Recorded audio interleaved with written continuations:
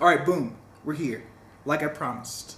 Interviewing, she goes by LEX. And she is on me and her new song called LOWKEY that comes out this Thursday, December 5th, 2019.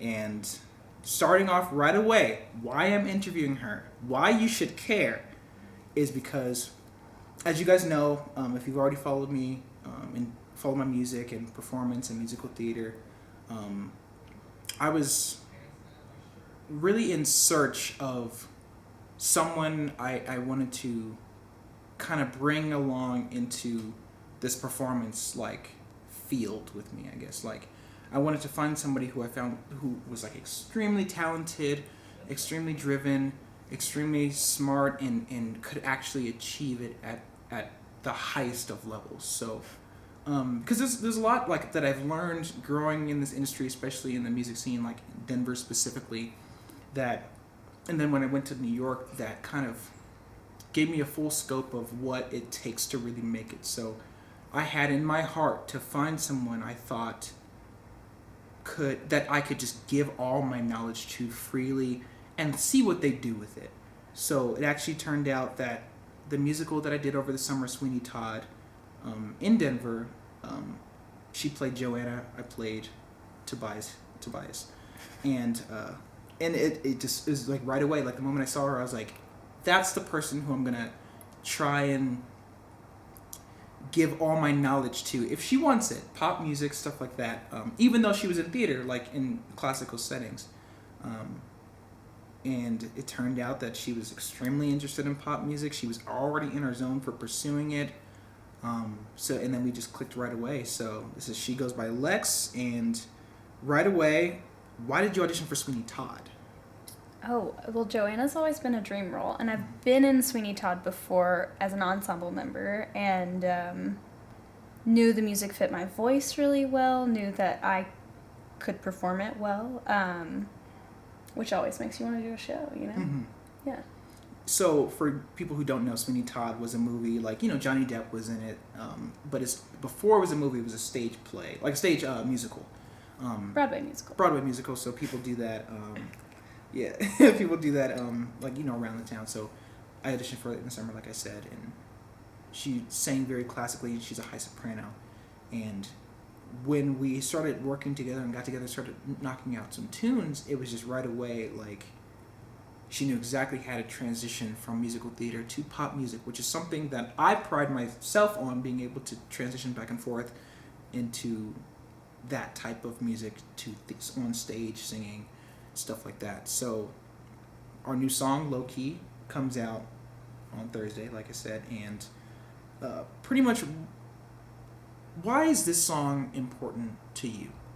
Well, it's my first release of any music that I've written on, which is awesome, because I've only ever done musicals and things that other people have written. Mm-hmm. And I feel like it's a little bit of experiencing like the adult side of myself, because I am young, and theater has always been my thing, like since I was 5, so it feels very childlike in my life. Theater does. Mm. It's easy to, yes, I'm performing at an adult level and talented, but I feel like for the first time in my life, I feel like a grown-up working on my craft. Yeah, I like that a lot. Because theater, since you said you've been doing it since you're 5, so do you feel like that's something you want to transition away from? No, because I still find passion in it, but I do find that working in theater isn't always as rewarding as I think it's going to be. Because there's not a large enough audience. I want to touch more people's hearts than the 100-seat audience that can sit and watch the show. And if I'm not on an original cast album, like... Mm-hmm. And that's what you think, like, pop and R&B music can do for you? Yes. Yeah. Because of, like, the streaming, and you kind of can just put it online and anybody who's interested can listen to it. Right. So what is your, like, your 6-month goal pursuing pop music look like?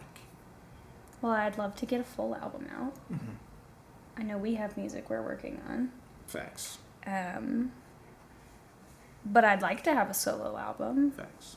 And a show to perform for people so that they can see live performances, because that's where my heart is. Mm-hmm.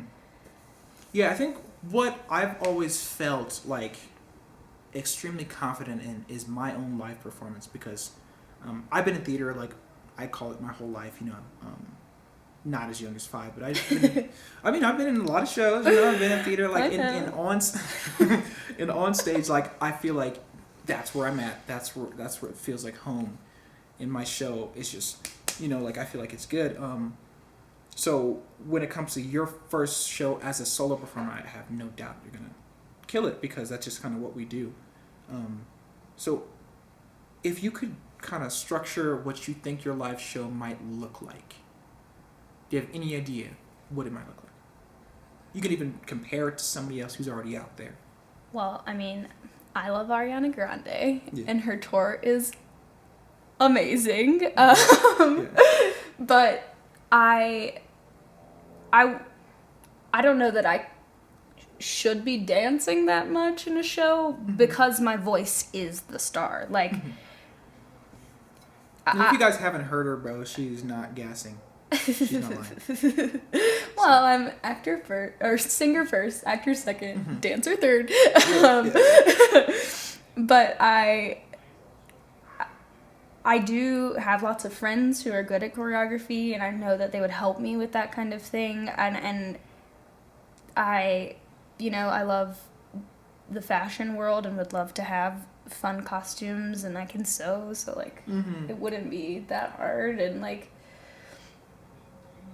I would love to produce a show that just makes people smile and want to get up on stage and be a part of it. I'm not going to let you get up on stage and be a part of it, but want to get up there. Yeah, I like that.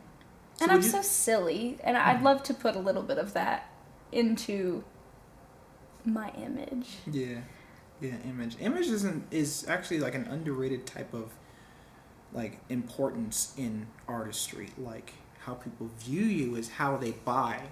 You know, like you gotta convince somebody to buy into who you are before they even like your music. And you could be fire in music and have a horrible image and people not buy into it, and vice versa. It works so hand in hand. So the fact that you have image in your mind when your first song is coming out is very important. It's very important.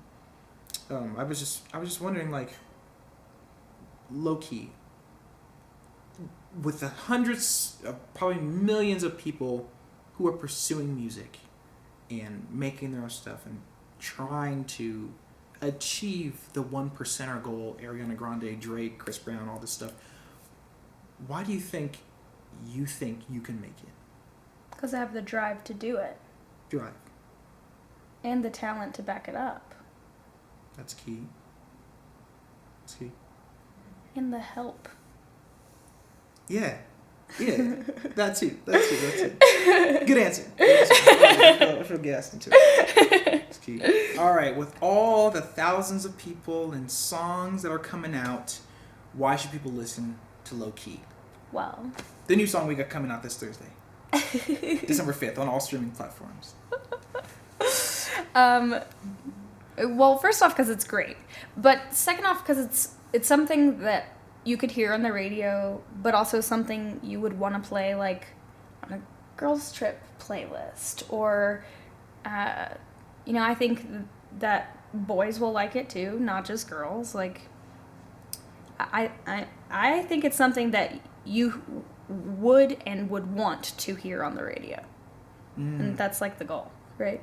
That is the goal, is to make a song that we as artists think it can go to a certain level. Like, we buy into the level that it can go into. It fits the niche of being a radio song, or something that's marketable. Yes. I think that's the goal. That's always the goal, especially as artists, like, where we always want to be. We hate being inside a box.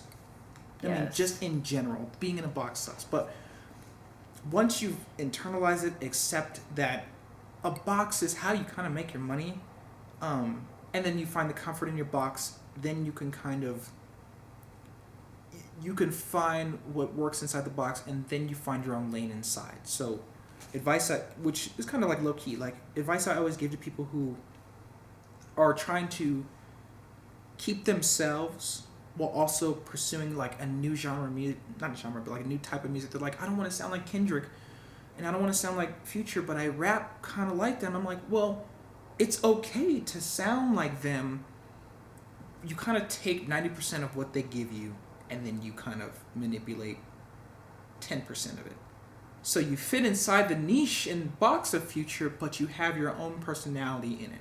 And maybe 90-10 isn't the right ratio, but I think it even works for your sound. Like you said earlier, your favorite artist is Ariana Grande. So I think you fit perfectly in a playlist that can be on Ariana Grande, but you sound completely like yourself. Yeah. And I think that's an underrated skill, that you can listen to her, you write and you think of her, but you put whatever comes out on the paper is just something completely different. I like to say it's inspired by her technique.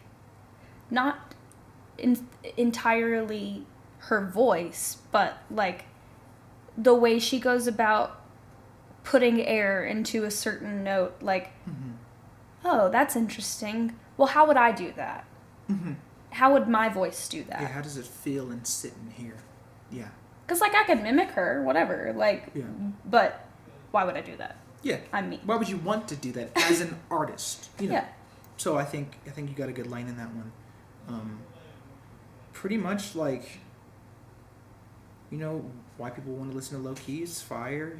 It's brand new, but it fits into a playlist that you already have.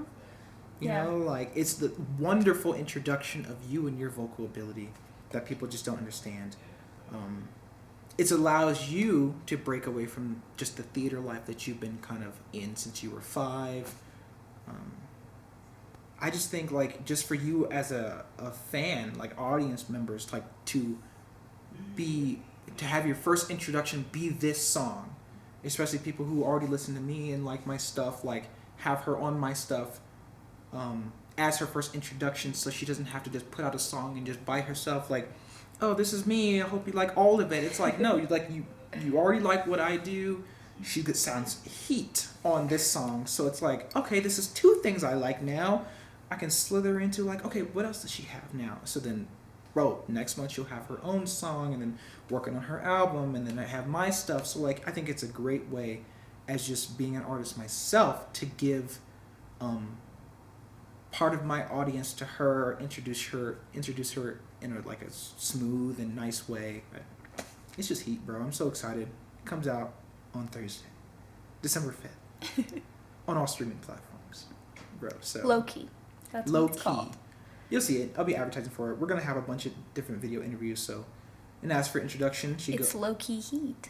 Oh, is it high key? It's high key. Is it high key? I mean, yeah. So her name is She Goes by LEX, LEX, and you can add her on Instagram, bro. If you're a producer, if you're a singer, you just want a feature, bro, just hit her up, DM her. She's working 24 hours a day, bro. She's working hard at this thing. Like, it's gonna be heat. And then once you hear her sing, you're already gonna be DMing her. Like, it's just gonna go without saying. So, I mean, bam, that's it. That's a great introduction. She Goes by LEX. I'm Ray Elle, your host. I guess. And I see you guys on Thursday.